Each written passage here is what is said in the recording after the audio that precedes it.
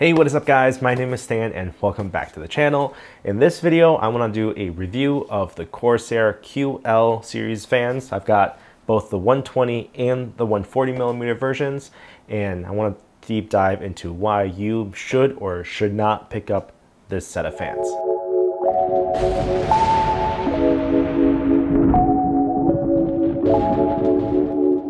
Now, these fans are just about the most expensive RGB fans that money can buy. And if I remember correctly, the double 140 with the lighting node core runs about $120, while a single 120 runs about $45, and a single 140 runs about $50. So that's significantly more than Noctua fans or even other Corsair RGB fans or any other RGB fans, honestly. So what do you get for all your hard-earned cash? Well, you basically get one of the best looking RGB LED fan that you can buy. And this really is no exaggeration, because there are 34 individual zones in this fan, and it's lit from both the front as well as the back side. So you get a very even color, you get all sorts of colors being RGB, and you get a software that's pretty good at controlling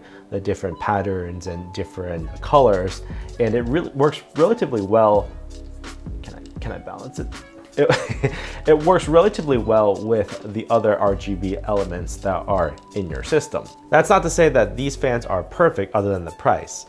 In fact, I have several major gripes about this setup right here. The first of which is that the system is overly complicated and has a lot of components that causes a lot of extra clutter in your system. And what do I mean by that? So every RGB fan has two fan cables that come out of it. One for the power, or basically the RPMs and the fan and the speed of the fans, and the second is the RGB. So the RGB part either connects directly to your motherboard or the lighting node core, which is the control module that you also have to have. So you got three cables, three fans, three cables going into the node module, and also three power fan cables going into the motherboard or a fan splitter. So you got cables going this way and cables going that way, and it's just a lot of extra cables. It would have been nice if both the PWM fan cable as well as the RGB fan cable went into the lighting node core. So basically that gives you USB control or iCue control over the fan speed, the ramp, the curves, and all that stuff, because I know the software has that capability. But if you plug it into the motherboard or fan splitter, then you kind of lose that capability. And also you have fan cables going this way and that way. It would have all been nice to route it all together into a single module. So I think that's kind of a missed opportunity. The second gripe I've got is that the circular metal sticker that's on here is not centered. And I've got three examples of these fans, and two of which, the 140 especially, are really off center, and the 120 is okay, but especially the 140, it looks like it's vibrating a little bit. Maybe I can get the heat gun and take off that sticker and make sure that get that centered again. But it would have been nice if these were centered so that you know, it doesn't look like it's wobbling a little bit. So with the negatives out of the way, let's talk about what makes this setup so special. This fan right here, this is the latest and greatest, and it's special in the sense that it's got both lighting on the front side as well as the back side, and you have 34 different individual zones per fan.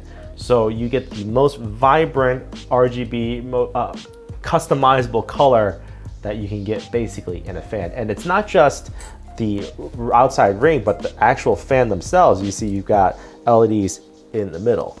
So you've got this very, very smooth transition between the colors, and you can see it's been doing the whole RGB rainbow thing. If that's not your thing, then you can certainly use your different other patterns, different combinations, or even a static color that works pretty well too. You know, you can hate on rainbow LEDs or rainbow colors, but a lot of people like either, you know, solid white, solid red. You could do that with this fan as well. So there's the customizability is great, and love it or hate it, you know, the iCue software, it could be a resource hog, but it's still one of the best softwares to be able to control, and the configurability is pretty good. So, you know, being able to control both memory, I've got right there, the GPU, the motherboard, LEDs all together in one control center is pretty nice. So there's that another positive going towards this fan setup right here. Physically, the fan itself, it's well built, it's solid built, and you can see here that the actual solid black part are actually relatively thin. They try to give you as much RGB coverage as possible. Even on the back side here, the bracket supporting the fan is actually relatively thin, and there's cutouts in the back here too, kind of just to minimize the solid black area, just to try to accentuate the RGB lighting on this fan set right here. What's also good is that there aren't any hot spots on this fan. So sometimes on some fans, depending on the angle that you're looking at it, you can have some LED bleed through. You know, it gets a little bit annoying, or it just catches your eye a little bit.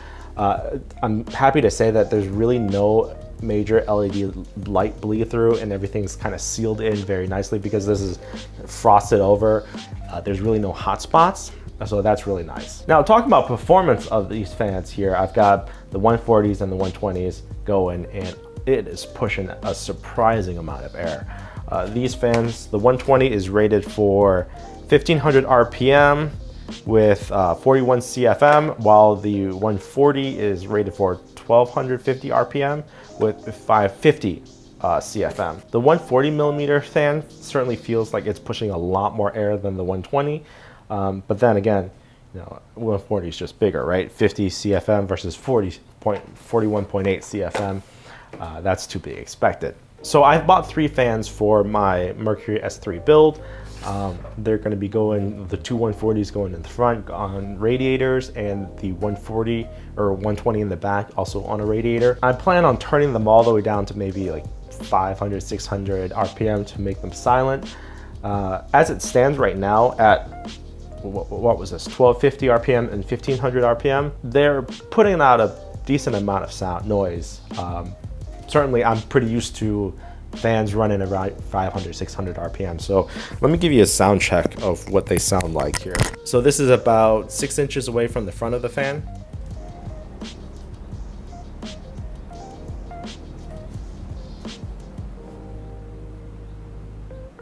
And then this is gonna be right behind the fan.